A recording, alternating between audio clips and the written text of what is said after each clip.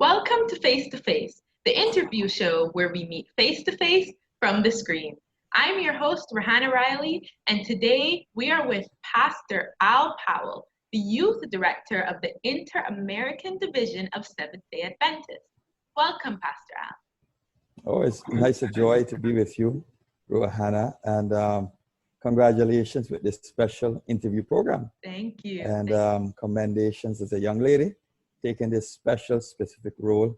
And I pray that God will bless it, and may this interview be a blessing for all those that listen. Yes, amen. Well, then let's get right into it. By way of introduction, can you tell us a little bit about yourself and your job and area of responsibility? I am from Cayman, and I work for the Inter-American Division.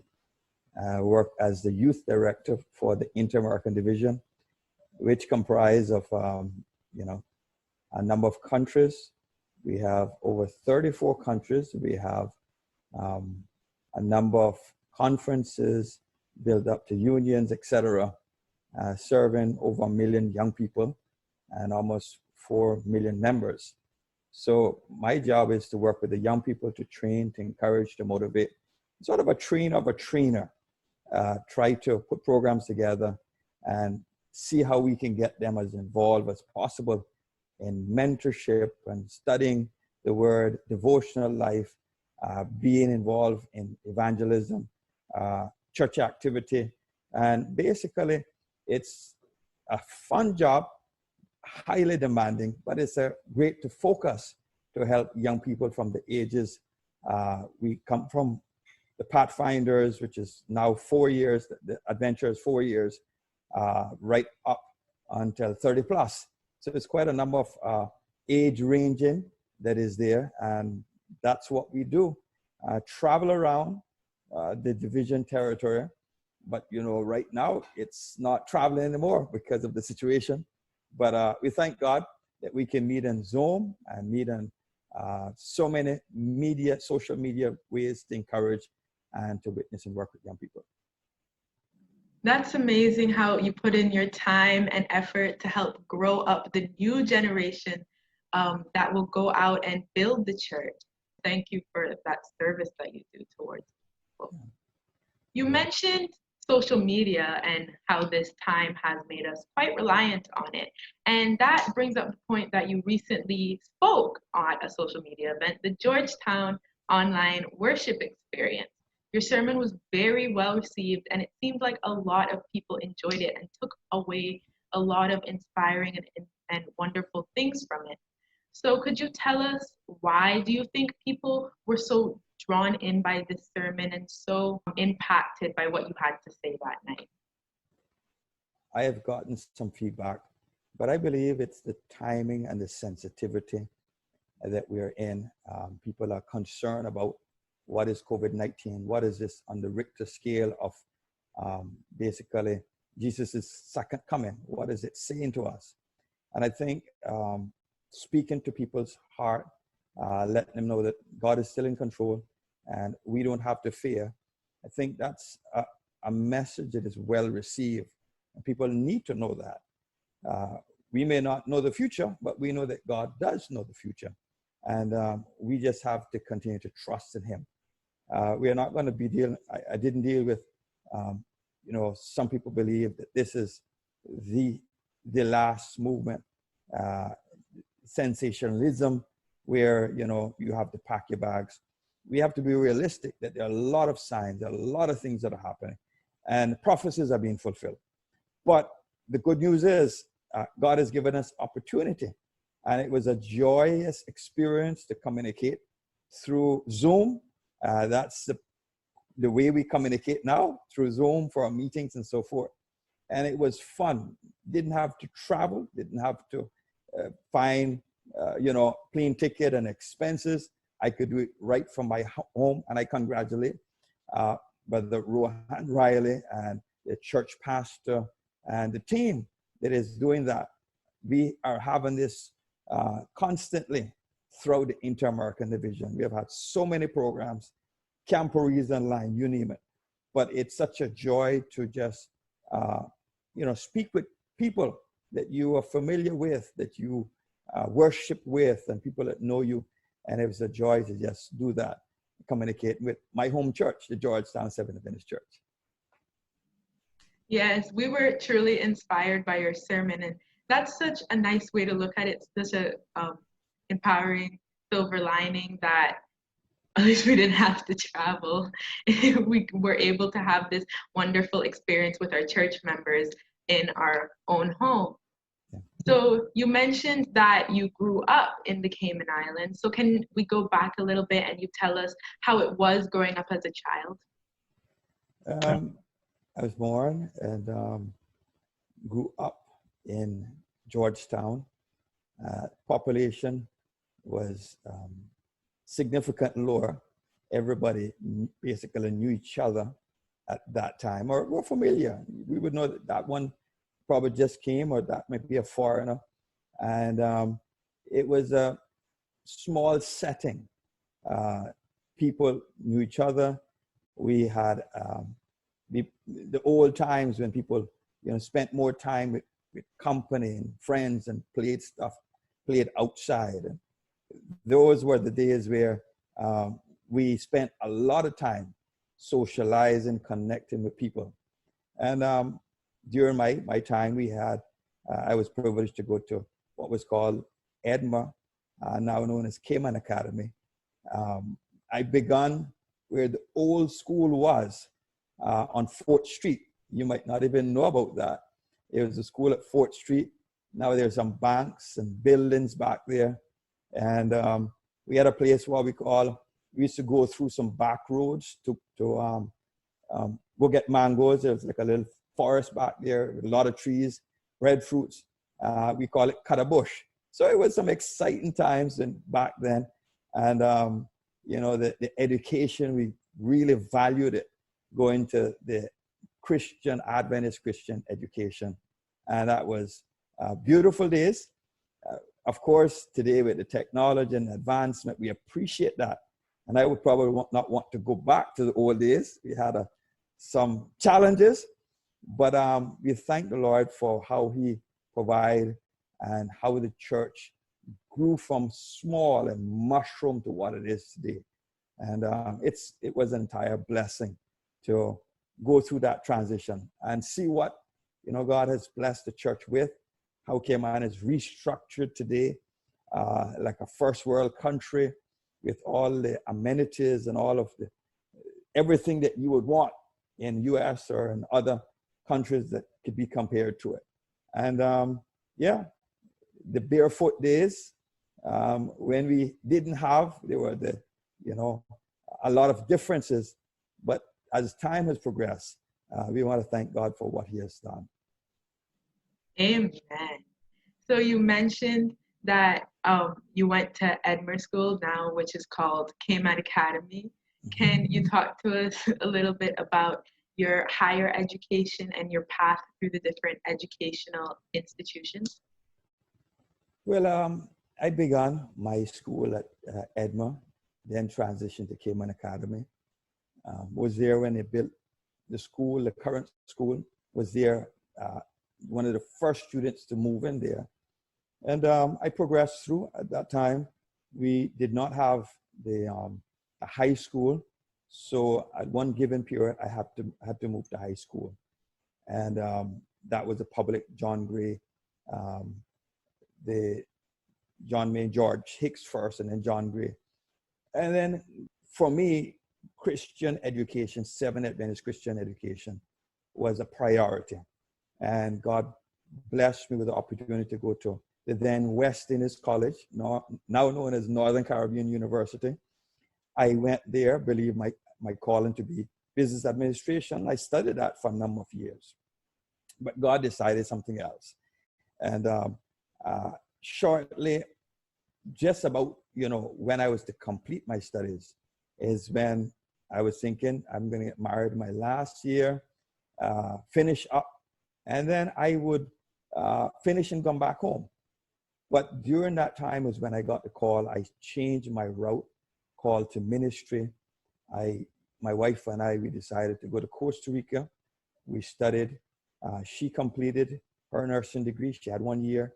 I started a new career, new studies. I did completed theology there in 4 years. And God continued to bless me with seeking further education opportunities. I finally did a master's in business administration online with the University of Liverpool. So I studied in English at first. Then I did that challenge, not knowing Spanish, to study in Spanish. God forced me to learn Spanish. And I don't know, I went back to English, and I should have defended my dissertation or, in the Spanish, because I'm doing it in Costa Rica, one of our Christian Adventist institutions. I should have been finished it, but because of the situation with the COVID-19, I had to actually leave a day before defending that dissertation, or thesis as we call it in Spanish. But I'll do it online. So God has blessed me with the opportunity to study different areas. There I did family therapy, so business, family therapy, theology, and who knows what next. I'm planning to eventually do a doctoral studies, and God has blessed me. And with this opportunity to be, so exposed to different cultures, different places, it's added a lot to me, my understanding of life, understanding of people, and to interact with them. It's been an awesome opportunity. Praise God. I'm sure that your childhood in an Adventist school, along with being amongst nature most of the time, really influenced your connection with God. But you did mention that you didn't originally go to school to be a pastor. So what influenced you to take that turn in your life? A number of things happened.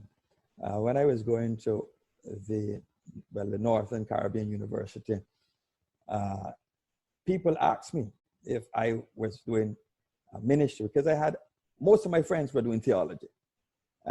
We had good company, but I felt as though that wasn't for me, because I was shy, I was rather timid, and then I didn't see how it would manifest, because during my days, we didn't have a lot of young pastors that came through the Cayman Islands. We had just not a lot of them, and I didn't get the exposure of seeing a transition. So, but God led me and told me, encouraged me to do so. And I received my call through a number of ways. God confirmed it through, the challenges that he gave me. I would never forget, for example, when I was thinking about studying theology at that time, God shut down a number of doors for me to continue business. And then he gave me an opportunity to decide. And I said, I will make that choice to follow what God wants me to do. And I said, God, if this is what you want me to do, I will do it. I went on, and I was pretty amazed how God just led every step of the way in order for me to not just complete ministry, but continue in ministry. And now it's been over 20 years. I've been serving the church in various capacities, and it's been a real blessing. How did God do it? It's amazing how he called me.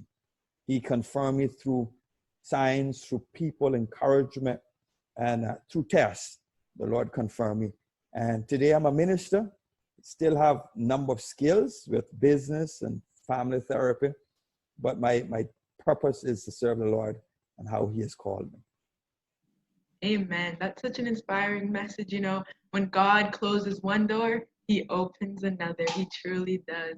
I assume it might have seemed like all of your options were out and you were at the bottom of what you could have been, but actually it was God setting you up to have this incredible ministry. Yeah. Amen. So now can you tell us about the positions that you've held over the years, and what are some memorable experiences that you were able to have?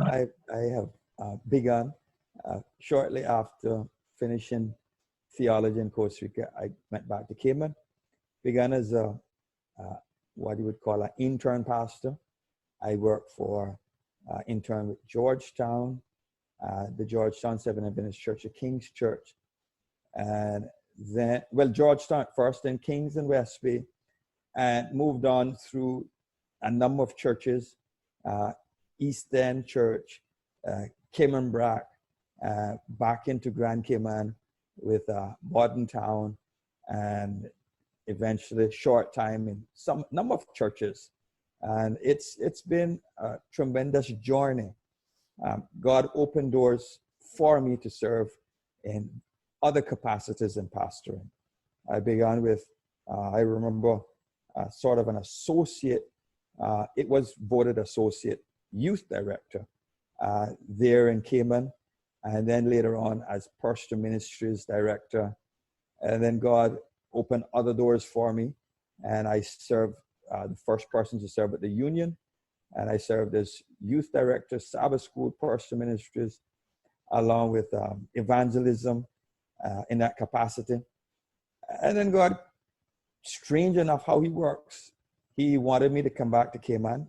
It was for a short time, so I was called back to serve as the executive secretary, reappointed at the very same time to do some official capacities at the Union. And then, you know, God has a sense of humor. While I worked for the Union, I worked as executive secretary, I was also assigned churches. So I served in 3 different areas at the very same time. And then God called me. From there, I went to serve as a missionary, as president, and a number of other areas in San Andreas for the North Colombian Union. I did that for almost 2 years. And finally, my last call was to serve as youth director for the Inter-American Division. So the Lord, a person that I said when I was growing up, because of my timidness and didn't see other mentors, as you know, from Cayman. That time, we didn't have a Cayman pastor. So it was a tremendous journey, because I said that the last thing I said is that I would become a minister or a pastor or preacher. And the Lord led me, went off to college with little association in ministry, preached very few times, to come back to be a full-time minister. So that was awesome how God called me and directed me in that way. Yes, it truly was awesome. Looks like it was a full circle moment. Seems like he's always calling you back to the Cayman Islands. Yes. Well, now that we've spoken about your childhood in Cayman and your present duties with the Union, can you tell us a little bit about the future? What do you see for yourself, the division, and the entire church as a whole? Yeah, well, as serving with the division, you know, we serve for periods, like all other levels. And God has given me the privilege to serve now going on almost 5 years. Because of the circumstance, we cannot, the World Church took a decision. There's no ability to travel, etc. That is extended for another year before there's a general conference session, Inter-American Division. But I must say that God has always directed where I should serve, what I should do. And that's being a minister, faith. But I always remember that my first calling is ministry. My first calling is pastoring. And wherever he leads me, I will just follow the direction that he might call it, directs me to go in. Now, as a church, as a world church, there are changing times. This COVID-19 has lifted the church to a different view. Before we visited a lot, we did a lot of traveling. There was a lot of physical presence. Now we're seeing that that is not even necessary, because there's such you could stay where you are. I'm doing an interview almost 500 miles away. And likewise, we could be across the globe and we connect. And the church is really making use of this opportunity. And it's a privilege as a youth director to have, you know, engagement with all of so many young persons with different means and social means and connection means. And we are seeing the church going through a transition. How does this mean? What does this mean for the future of the church? Only God knows. But I believe it's going to be something positive, wherein the church will embrace this opportunity. And we will have moments of transition and changes. And we just have to be faithful and allow God to, like he has been in control, to guide through the process. I don't believe this is something that he has caused or this is reprimanding. This is something that, according to the plan of God, seeing where it became his permissive will. But this changes is having a definite positive impact with people being open, being able to connect spiritually. And I must say, in the US, we've been just looking at the news for 7 weeks in Florida. We have not had a serious crime as murder. And this is tracking back from 1957. So there are positive things, but we just have to watch how God plays out the future. And our trust is in him. Where do I go? I don't know. What will I do next? I do not know. But my faith is in God. And whatever he asks me to do, that's where I'm going to, where I will serve. I say this as I conclude, the best place that a person should be is the place where God wants him to be. Whatever he wants you to do, that's the best decision, and he knows the future. And that's where I stand, just depending on him as he moves and he orchestrates the church and the organization, which is he's being the head. We're just serving him wherever he wants us to serve. Amen. That's such a motivational message for especially maybe young people who can't go to their colleges or high schools anymore, and other people who can't go to their jobs, and even the church themselves might be frustrated. But God is working in this movement. Crime is down. More people are connecting through the internet over miles and miles of sea and terrain. We can connect to like this. It's truly amazing how God is working through this inconvenient time. Yeah. So thank you so much for being here today, Pastor Al. It was truly an honor and a privilege to have you on our interview show. And I would just like to ask if you can leave a few words to just wrap up this interview. What would you like to say to our viewers? Well, first of all, Rohanna, for the initiative, and commend you and see you as a model. And I pray that God will bless you. And also young people that will be able to see this interview. And God does have a real purpose. He has a true purpose for you. You don't know what it is yet, but just be faithful. And one of my favorite passages, I'll paraphrase it, Jeremiah 29, verse 11, where he says, I know the plans that I have for you, plans not to harm you, but plans for you to prosper, to give you peace, to give you a bright future. And as anybody, God, it's never too late.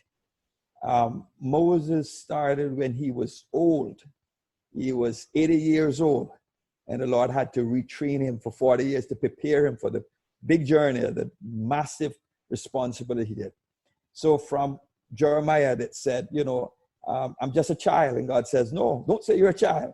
I'm going to use you to speak. I'm going to put words in your mouth.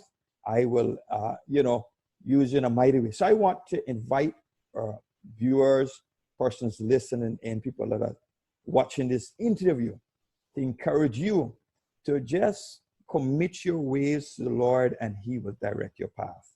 This is a time for us to be drawn closer to him, to study the word, to be connected through prayer, and make a commitment to serve him however he chooses or however he calls us.